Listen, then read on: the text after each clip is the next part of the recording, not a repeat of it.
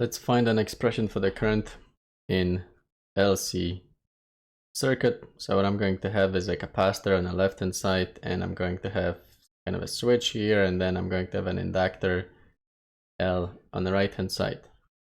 I closed it. Well, let's put some charges here. So this is plus, plus, this is minus, minus. I closed the switch and the charges started to flow.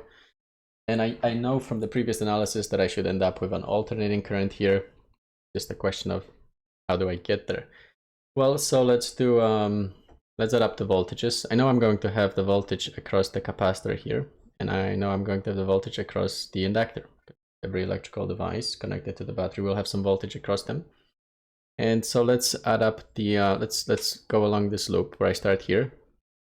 I'm going to add up all of the voltages, a whole 2 voltages here. And so when I do that, what I have is, well, I gain some voltage going across the capacitor. So there's going to be plus voltage across the capacitor. Then presumably I lose some voltage. There's a drop of, if I gain, then I must lose something, right? Otherwise I'd be adding, and that just, if I gain something here, I must lose, because if I complete the loop, then I must be at 0. So I'm going to have plus voltage across the capacitor minus the voltage across the inductor equals 0. Now the equations are the voltage across the inductor, that's minus L times the I dt. And the voltage across the capacitor, well, that comes from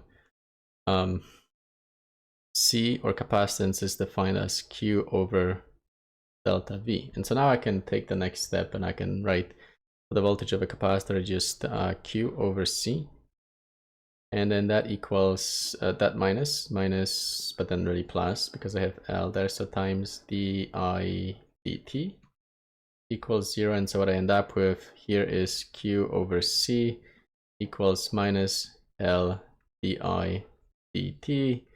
And then well, I could do this. LC, put negative on this side, equals, and then here I'm going to have d dt. I is defined as dq dt. So I have my differential equation, minus q over LC equals second derivative of q. And that is a very simple differential equation, and solution to this, the solutions here are cosines and sines. So so what we could do is we could just say guess, but it's to solve this, just say guess that q would have to be some kind of a cosine function to satisfy this, and so maybe put some a cosine bt as your solution, and then plug this back into your original form and figure out what these things are.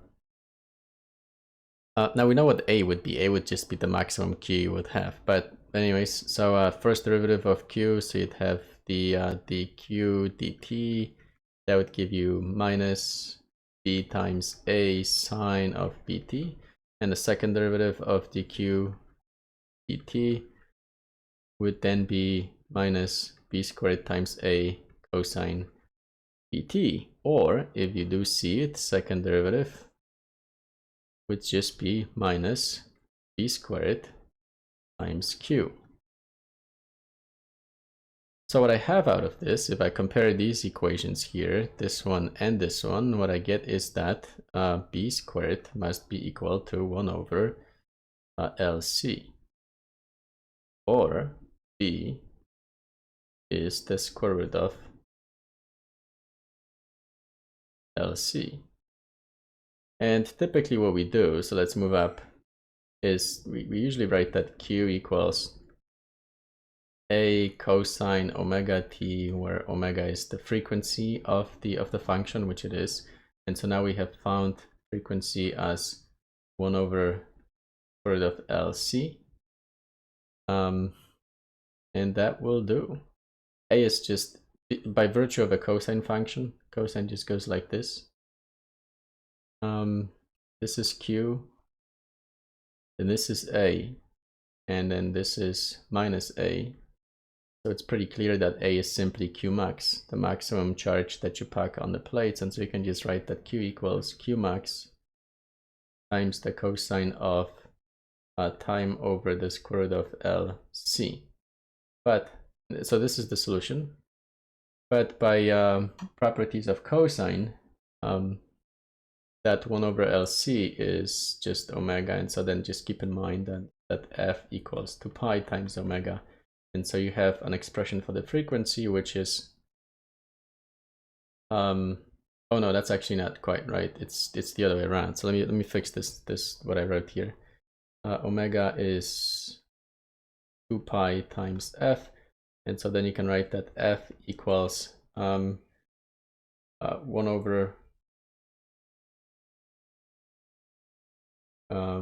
over 2 pi times omega, which is 1 over the square root of LC. Okay, so there's your derivation for an expression of Q. And then how do you go from Q to the current? Well, let's maybe move this up a little.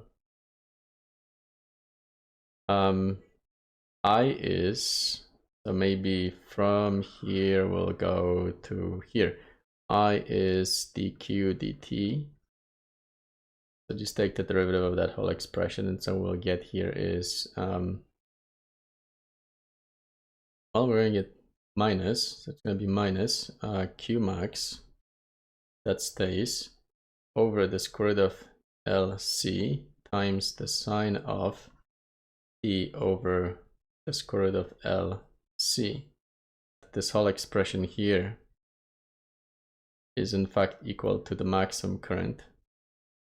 Unit-wise, it works out. So you have Q divided by L over C. You can confirm that this will in fact give you amps per units. Put this kind of in parentheses, and then we can rewrite this as the current as a function of time will be equal to some maximum current times, there's a negative here, times the sine of omega t. And if we wish to graph this, we can graph it like this. Function of current I is a, well, it's a negative sign, so I suppose I should do this. And then the maximum value is the maximum value, so there's some I max. And we can calculate this by just doing Q max times omega. This is the equation for the current. It is in fact an alternating current. Omega is 1 over square root of LC, and we have an alternating current. All right.